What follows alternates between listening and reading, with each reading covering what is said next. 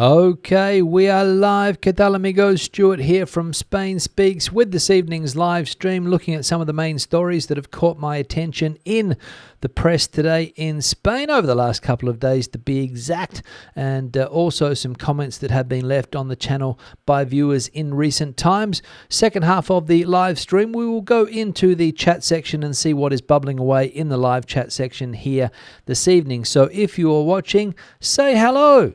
Say hello if you are watching. Now we'll get straight into the news, and an expensive painting, let's say, has vanished on its way to an exhibition in the south of Spain. As we can see here, Picasso painting disappears en route from Madrid to Granada. Spanish police are investigating the baffling disappearance of still life with guitar from 1919, a small Picasso gouache valued at 600,000 euros, which vanished en route from Madrid to Granada.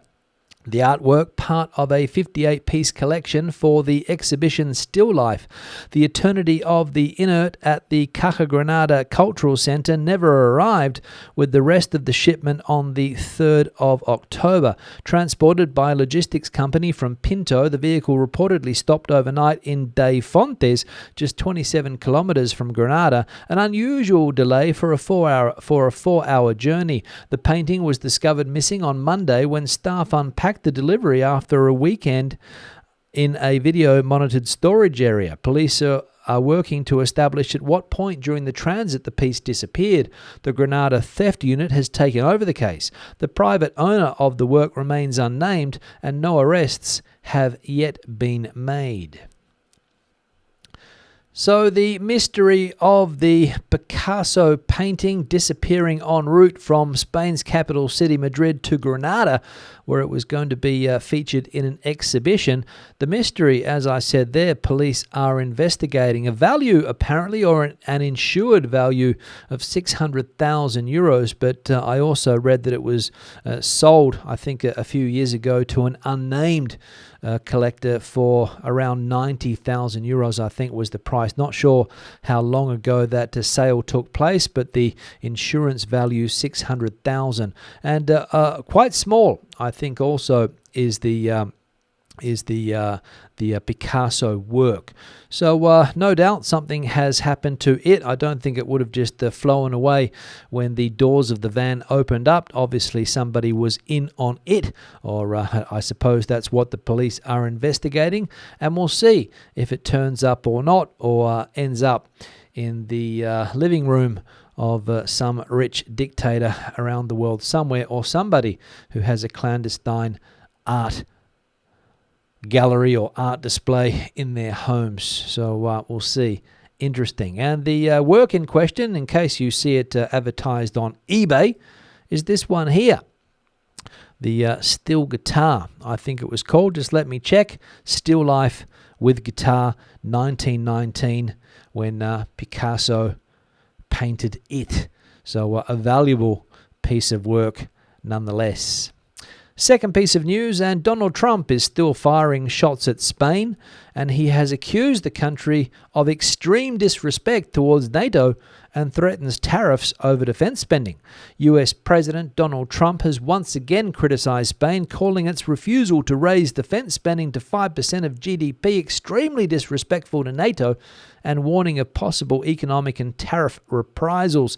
Speaking from the White House during a lunch with Argentina's President Javier Milei, Trump said he was very unhappy with Spain, accusing the country of benefiting from NATO protection without contributing enough. Spain is doing very well at our expense, he said. It's the only country that hasn't raised its percentage to 5%. What Spain did is very bad and unfair to NATO. Trump ruled out expelling Spain from the alliance, as he had previously hinted, but suggested punitive measures were likely. Tensions between Washington and Madrid have grown amid Spain's criticism of Israel's actions in Gaza and its decision to restrict arms exports, affecting US interests in Spanish bases. So Donald Trump again dominating headlines here in Spain with his criticism of Spain for not upping the defense budget to 5% of GDP, and meeting there with Javier Milei. I'll say that again, meeting with Javier Milei, who, as we also know, is not the best friend of Prime Minister Pedro Sánchez, Spanish Prime Minister Pedro Sánchez. So no doubt Mr. Milei was also having a word in Trump's ear during that meeting about ways to possibly punish Spain for not upping the defence budget. That was the anti-government point of view. Here's the pro-government point of view, and it is that Spain boosts US arms purchases to record levels amid rising defence spending. Spain has sharply increased its arms purchases from the US over the past 2 years, coinciding with its highest military spending in history. Despite criticism from US President Donald Trump over Madrid's failure to reach 5% of GDP in defence expenditure, Spain is set to surpass the 2% NATO target this year, a rapid rise from 1.4% in 2024. According to the 2024 Defence Ministry procurement report, Spain allocated €7.47 billion to defence contracts, split between current and multi-year commitments. Nearly a third of that total, around €2.23 billion, went to US suppliers, mainly for state-of-the-art Patriot missiles and related support systems. Roughly €500 million of that amount corresponds to 2024 payments. The surge underscores Spain's growing reliance on American weaponry as it modernizes its armed forces and strengthens its NATO commitments amid heightened global tensions. So the first article that we saw coming from the anti-Prime Minister Sánchez press, and that one coming from the pro-Prime Minister Sánchez press. And you can see a completely different tone when it comes to what's being published in newspapers here in Spain. One saying that Trump is extremely critical of Spain, which, let's be honest, he has been in some of his public appearances in recent times. But El País going with it, wait on a minute. Hang on a minute, sorry, Spain does indeed buy a lot of US weapons with the defence budget that we've currently got. So maybe you want us to spend more. And the final article here, man found dead in Valencia home 15 years after his death. Spanish police have discovered the mummified remains of Antonio Famoso, an 86-year-old man who died around 15 years ago in his flat in Valencia's Fuensanta neighbourhood. Firefighters entered his home after neighbours reported a water leak, finding his body skeletal and mummified, surrounded by dust and dead pigeons. Famoso, originally from Malagon, Ciudad Real, had lived alone since separating from his family decades ago. Neighbours described him as quiet and solitary, assuming he had moved to a care home when he stopped appearing. His mailbox remained tidy, bills were paid automatically, and an open window prevented any odour from alerting others. Police believe he died of natural causes. The door was locked from the inside and no signs of violence were found. His pension continued to be paid for years, highlighting the tragic isolation of elderly people living alone and the lack of regular welfare checks in Spain. So an absolutely terrible story, a horrendous story about this man who was discovered 15 years after he passed away in a flat in Valencia. And if it had happened in a single home, if in a single build, I imagine the body would have been found quicker, because squatters most likely would have moved in and found the skeleton sitting in a chair. But in an apartment building, surprisingly, nobody bothered to check in on this man. They all thought that he'd just gone off to an aged care facility. No questions asked. And of course, it took a water leak to find out exactly that this man had indeed passed away a long time ago. And he had family. Believe it or not, he had a son and a daughter with absolutely no interest in this person's general welfare, or even wanting to know if he is dead or alive. So that is a very, very sad state of affairs, not only for the family, but also, as we saw there, for the supposed welfare checks that the Spanish government or autonomous community government should be carrying out on its elderly population. And again, amazing that somebody can just disappear, or not disappear, but die 15 years ago, and nobody discovers his body until last week or earlier this week or whenever it was. Disgraceful. And what more can I say? Comments that have been left on the channel in recent times by viewers. Let's have a look at this one here from Tim. Hola, Stuart. I've read about Spain following EU environmental directives to dismantle dams' weirs, and that this has had a disastrous effect regarding flooding. Just wondering about the truth or otherwise of this. Cheers from an Australian Spain lover. Thanks, Tim, for the comment and also the question or statement that you are wondering about here. The EU dam directive in which weirs and dams have been removed from river systems across the European Union and also in Spain. And there's been a lot of, let's be honest, how do you call it, fake news about this in recent times because of the flooding down there in Valencia. And a quick search on Google came up with this. Claims that weir removals caused the recent floods in Spain are false. In reality, the removal of old disused weirs is part of river restoration efforts, which can actually help reduce flood risk by improving river connectivity and restoring natural functions. While there have been false claims blaming weirs for floods, many weirs and dams are being removed across Spain, partly due to EU water framework directives to help restore rivers and reduce flood risk. False claims and misinformation. A disinformation narrative has spread quickly online, which they normally do. They normally do. One here from Armando. I'm sure pressure from other EU nations will make sure Sanchez coughs up the cash. Yes, Armando, we will see if pressure from other European NATO members do indeed, as you say there, force Spain to cough up the cash. If I can get that word out, cough up the cash.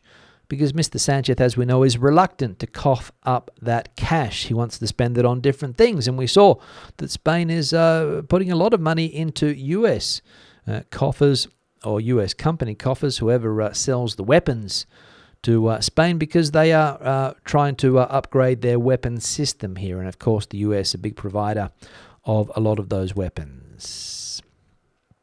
One here from Glenn. Hola, Stuart. Can you explain the difference between A2 and B2 Spanish proficiency? Thanks for the comment there, Glenn. Yes, that is the proposal by the opposition leader here in Spain. If his party gets elected at the next general elections, that he's going to toughen the requirements to get Spanish citizenship. The current language requirement is level A2, and in the old terms, as I replied to this comment, is known as pre-intermediate, basically.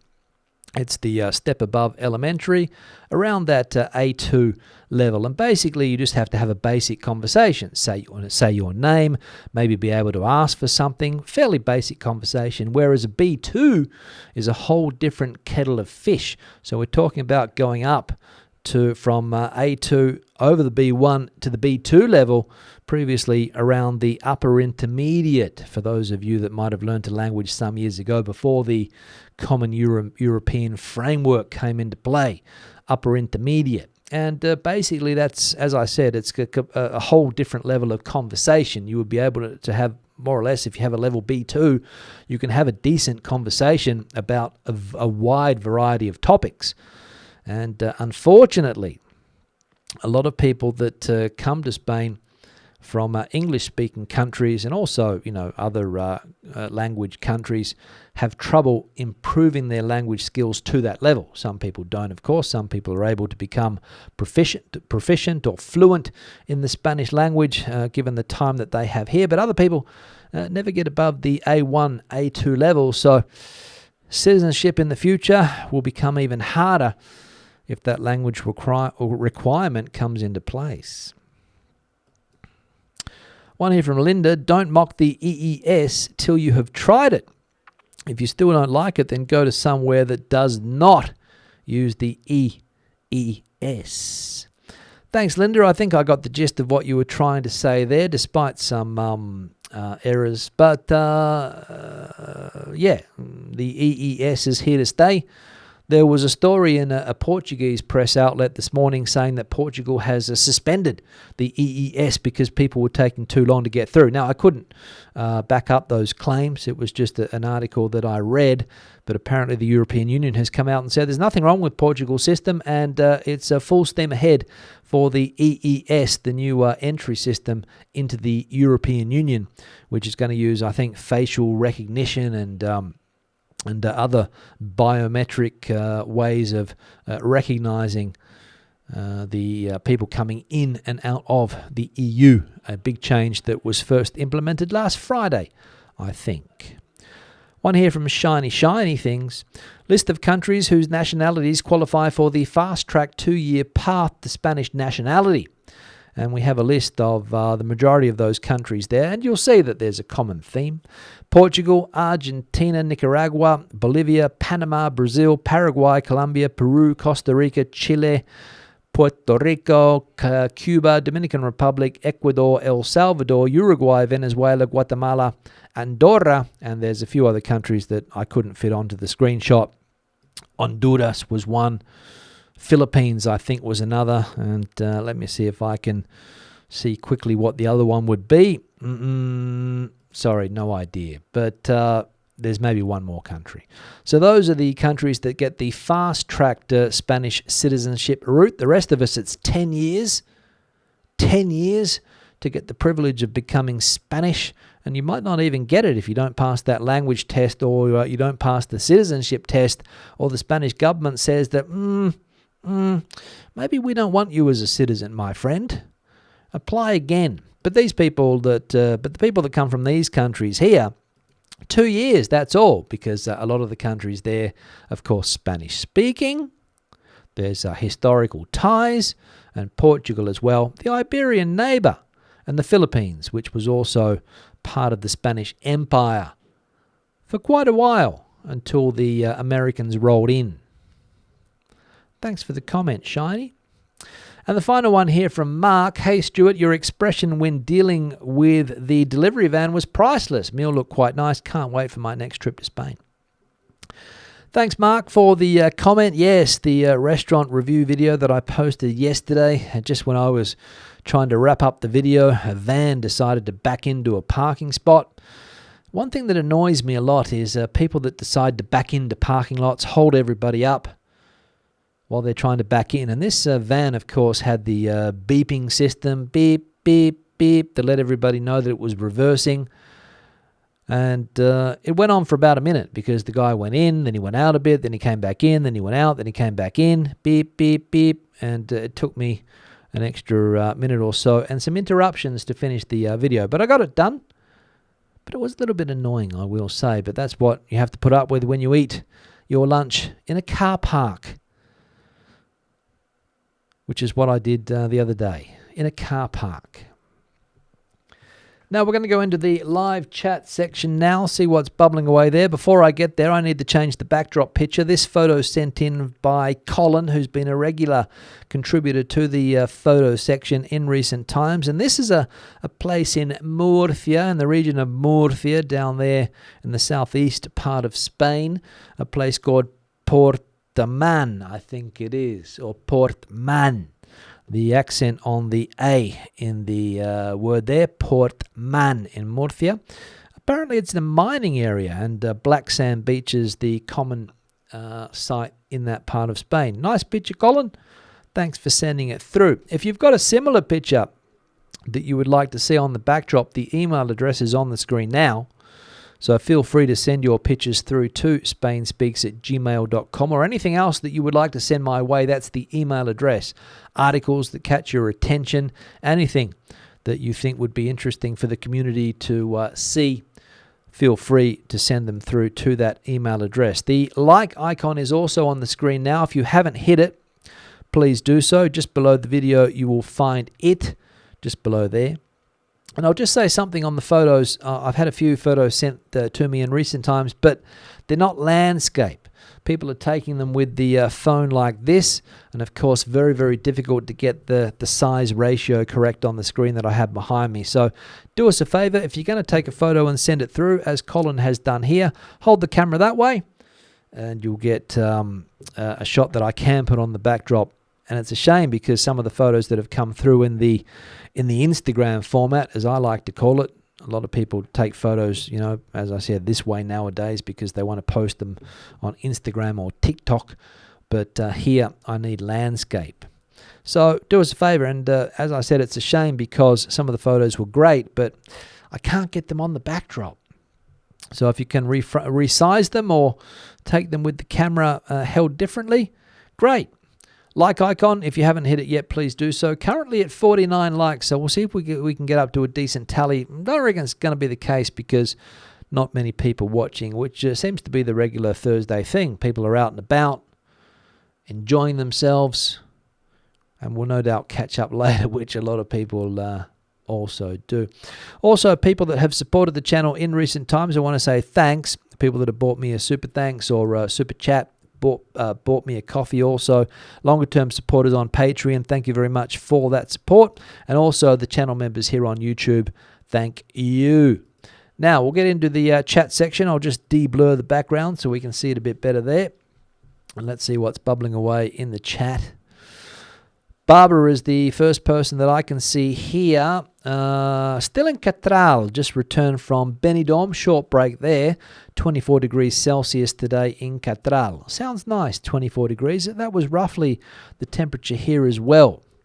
And for the 16th of October, I don't know whether it's normal in Madrid to have that type of weather. Maybe in Catral it is, but here, not really. High Flyer John's also in the chat. Cloudy and warm in Almeria where they are tonight. Looking forward to the live stream, sitting on the balcony with a glass or two of Cruz Campo beer. All the best, John. Cruz Campo.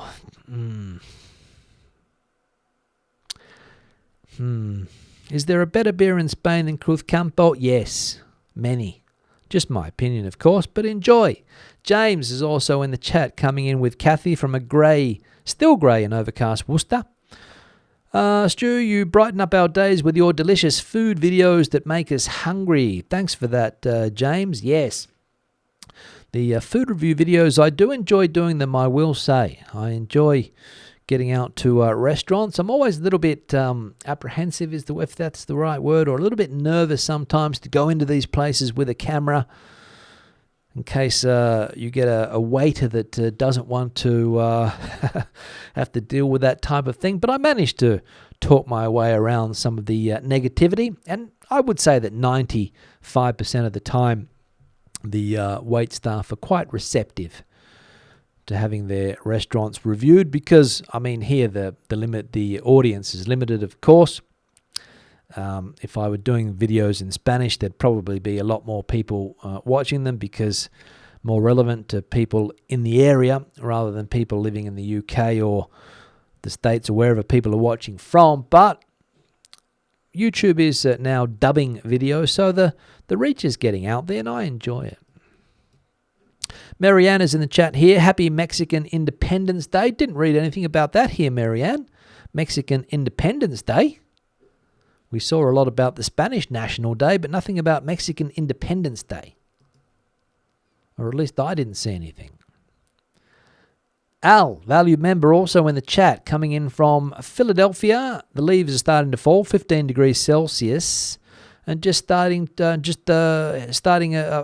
trip back to El Puerto next Monday. Hooray, says Al. Al is also a fan of the beer Cruz Campo. Toro Verde, checking in from Southern California. Good to see you, Toro. What else? Sani coming in here from Basingstoke in the UK. Catching up later. There we go. Kev, evening all. Hope you are well. Listening while cooking a curry. Tell us, Kev, do you make your curry from scratch? Do you buy all of the spices and put them together, or do you just go to a supermarket and buy the mix already in a jar? Let us know. YouTuber says it sounds like an insurance fiddle. I don't know. It's a mystery. No one knows. The people that organise the delivery are cooperating with the police. So we'll see. Kev's got that picture on his fridge. His grandson said he painted it. There we go. So we've found it. Always get to the bottom of these mysteries on the channel quickly. Dodo Verde, sick of or tired of listening to Trump attack Spain? Well, he's been giving it a real crack lately. I think 3 times in the last week he's mentioned the word Spain. He's obviously got some type of, I don't know, vendetta. I don't know if that's too strong of a word to use, but he's got something against Spain. Maybe it's a dislike of Prime Minister Sanchez. Don't know. Mr. Sanchez's nickname is Mr. Handsome. Maybe Trump doesn't like that. He sees himself as the best-looking dude in the room. The Pink Panther has struck again, says Constantino. Maybe the Pink Panther has struck again. Thief. Andrew saying your menu review yesterday, the beeping from reversing vans, does it really P1SS me off? It did when I'm trying to wrap up a video. Of course it did. I'm trying to get done and get out of there. I'm being delayed by an ugly noise right next to me. And the incompetent reversing of the van into the spot, which is something that also annoys me, Andrew. I'm going to say. People that reverse into parking spots when they can go head first in. What else? 99.4k subs. Way to go. Thanks, Johnny. Should hit the 100,000 mark soon. Don't know whether it's going to be this month or next month, but I reckon soon. Fluttergirl coming in from sunny Toronto. The last story so sad. Absolutely. Terrible story. Terrible story. You wouldn't believe it could happen nowadays in an apartment block. Somebody with family. Edward saying, hello everyone. Nice to catch the live show. Good to see you, Edward. Don't think we've seen Edward before. Eric is coming in from an overcast terraza. Bit of rain, but not much, at least for the moment. Have a nice end of the week. Thanks for that, Erica. Fluttergirl doesn't like the sounds of that new language requirement.